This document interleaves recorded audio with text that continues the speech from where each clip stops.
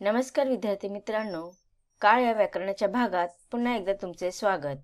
आज आपण मराठी भाषेचं व्याकरण अभ्यासत आहोत आणि त्यामध्ये आपण शब्दांच्या विविध जातींपैकी काळ याचा अभ्यास करत आहोत। काळ या व्याकरणाच्या भागाचा हा सेशन क्रमांक 3 आहे। यापूर्वीच्या भागामध्ये आपण काळाचे विविध प्रकार आणि त्यांचे उपप्रकार अभ्यासत होतो। आतापर्यंत आपण काळाचे वेगवेगळे प्रकार अभ्यासलेले आहेत आणि ते म्हणजे काळाचे मुख्य 3 प्रकार असतात, वर्तमान काळ, भूतकाळ आणि भविष्यकाळ। त्यापैकी आपण वर्तमान काळ आणि त्याच्या उपप्रकारांचे विविध उदाहरणेद्वारे त्याचा अर्थ समजून घेतला आणि त्यानंतर भूतकाळ आणि त्याचे विविध 4 प्रकार अभ्यासलेले आहेत। आजच्या या भागामध्ये आपण भविष्यकाळ म्हणजे काय आणि त्यांचे भविष्यकाळाचे कोणते कोणते उपप्रकार असतो त्याचा सविस्तर अभ्यास करणार आहोत। आता आपण भविष्यकाळ म्हणजे काय हे समजून घेऊया। क्रियापदाच्या रूपावरून जेव्हा एखादी क्रिया ही पुढे घडणार आहे याची जाणीव होते तेव्हा त्या काळाला आपण भविष्यकाळ असे म्हणतो। तर काय सांगितलेलं आहे इथे की क्रियापदाच्या वाक्यामध्ये जे क्रियापद येते त्या क्रियापदावरून एखादी क्रिया पुढे घडणार आहे याचा बोध ज्या क्रियापदावरून होतो त्यावेळेस त्या क्रियापदाला आपण भविष्यकाळ असे म्हणतो। उदाहरणार्थ, मी सिनेमाला जाईल। याच्यामध्ये मी सिनेमाला जाईल यामध्ये सिनेमाला जाणार आहे हे भविष्यकाळामध्ये होणार आहे, पुढे होणार आहे ही क्रिया, आता होणार नाहीये किंवा झालेली पण नाही, तर ती पुढे होण्याची शक्यता आहे। मी शिक्षक बनेल याच्यामध्ये पण बनेल याच्यावरनं पुढे ही क्रिया घडणार आहे याचा अंदाज इथे आपल्याला कळत आहे। मी तुझ्याकडे येईन याच्यामध्ये पण मी तुझ्याकडे येईन हे पुढे घडणारी घटना आहे। ह्यावरून ही जी 3 वाक्य आहेत ती भविष्यकाळातील आहे। आता आपण भविष्यकाळाचे प्रकार पाहूया। भविष्यकाळ, वर्तमान काळ आणि भूतकाळाचे जसे 4 प्रकार असतात तसेच भविष्यकाळाचेही 4 उपप्रकार पडतात।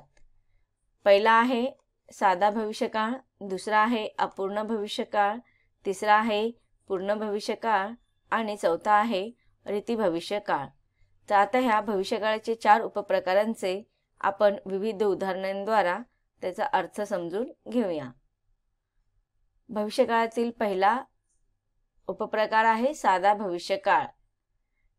जेव्हा एखादी क्रिया पुढे घडणार असेल असा बोध होतो अशा वेळेस आपण त्याला साधा भविष्यकाळ असे म्हणतो की एखादी क्रिया आपण जेव्हा वाचतो, बोलतो किंवा लिहितो त्यावरून ती क्रिया पुढे भविष्यात घडणार आहे अशी जाणीव करणारी जी क्रियापद असतात किंवा बोध असतात तिथे आपण साधा भविष्यकाळ असतो असे म्हणतो। जसे की उद्या पाऊस पडेल, उद्या परीक्षा संपेल, मी सिनेमाला जाईल। आता याच्या आधी तुम्हाला मी भूतकाळाबद्दल सांगितलं होतं की भूतकाळामध्ये जिथे काल हा शब्द असेल तो भूतकाळ असतो, तसंच जिथे उद्या हा शब्द असेल ती पुढच्या नंतरची घटना असणार आहे ती, त्यामुळे जिथे उद्या हा शब्द असेल तिथे भविष्यकाळ असणार आहे। उद्या पाऊस पडेल तर पाऊस पडणार आहे याची शक्यता सांगितलेली आहे, त्यामुळे इथे साधा भविष्यकाळ आहे। उद्या परीक्षा संपेल, मी सिनेमाला जाईल। तर इथे बघा हे पुढे घडणाऱ्या घटना आहेत त्याचा बोध आपल्याला इथे होत आहे आणि त्याचबरोबर प्रत्येक क्रियापदाच्या पाठीमागे ल प्रत्येक क्रियापदाच्या पाठीमागे ल हे प्रत्यय जोडलेला आहे। तर ज्या वेळेस क्रियापदामध्ये मूळ धातू बरोबर किंवा कृदंत बरोबर ल हे प्रत्यय जोडलेलं असेल तेव्हा तिथे आपण साधा भविष्यकाळ आहे असं आपल्याला समजतं। खालील वाक्यांचे निरीक्षण करा आणि क्रियापदे अधोरेखित करा।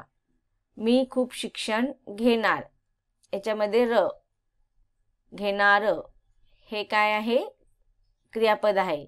नंदिनी सायकल चालवणार याच्यामध्ये चालवणार हे क्रियापद आहे।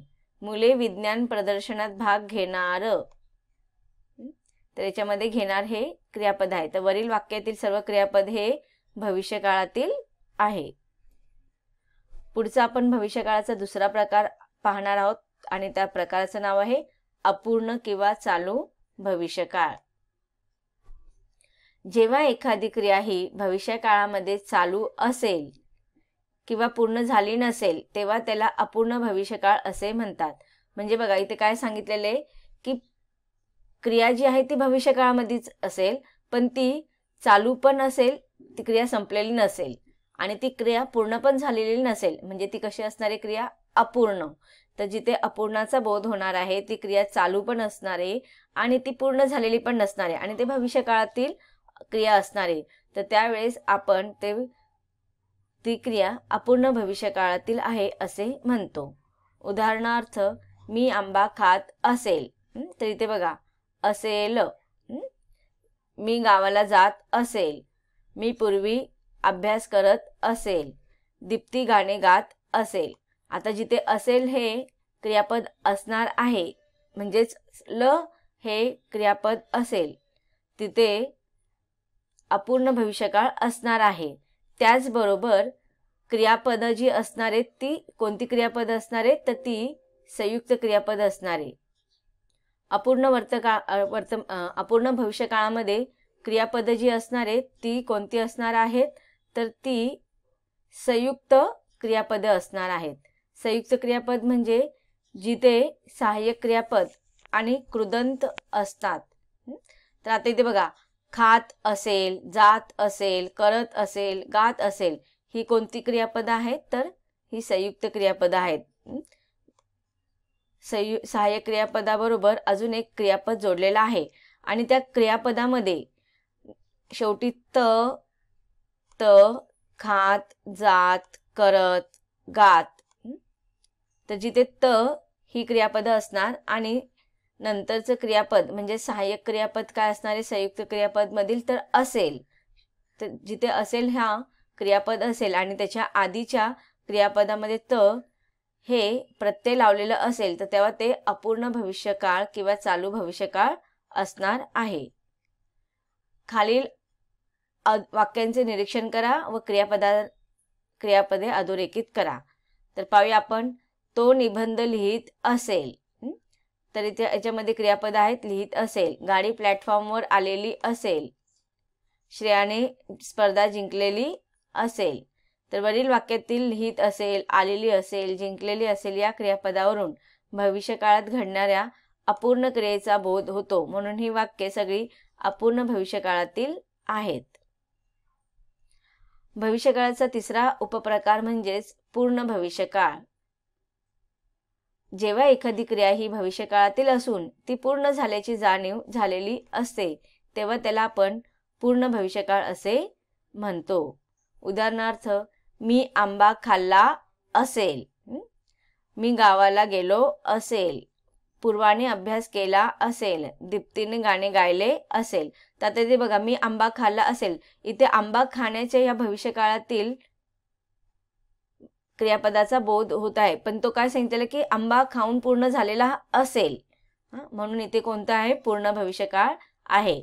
मी गावाला गेलो असेल, तर याच्यामध्ये पण भविष्यकाळ तर आहेच परंतु तिथे आपल्याला पूर्णत्वाचा बोध होत आहे की गेलो असेल, म्हणून इथे पूर्ण भविष्यकाळ आहे. पूर्वाने अभ्यास केला असेल, याच्यामध्ये पण अभ्यास पूर्ण करण्याची क्रिया आपल्याला दिसत आहे त्यामुळे इथे पूर्ण भविष्यकाळ आहे. दीप्तीने गाणे गायले असेल, याच्यामध्ये पण पूर्ण भविष्यकाळ आहे. गाण्याची पूर्णता, गीत गाण्याची पूर्णता इथे झालेली आहे त्यामुळे इथे पूर्ण भविष्यकाळ आहे. खालील वाक्यांचे निरीक्षण करा व क्रियापदे अधोरेखित करा. वैमानिकाने विमान चालवले असेल, प्रकाशला बक्षीस मिळालेले असेल, याच्यामध्ये मिळालेले असेल हे क्रियापद आहे. वाहन चालकाने गाडी गॅरेजमध्ये ठेवलेली असेल. तर वरील वाक्यातील चालवलेले असेल, मिळालेले असेल, ठेवलेली असेल ही या क्रियापदावरून क्रिया भविष्यकाळात पूर्ण होणार आहे असे दर्शवतात म्हणून हे पूर्ण भविष्यकाळ आहे. तर बघा हे चालवले असेल, मिळालेले असेल आणि ठेवलेले असेल ह्या क्रियापदावरून ह्या ज्या क्रिया आहेत त्या भविष्यकाळामध्ये जाऊन पूर्ण होणार आहेत म्हणून ह्या पूर्ण भविष्यकाळ आहेत. ते याच्यामध्ये पण बघा, जिथे असेल तिथे ते भविष्यकाळ तर असणारच आहे.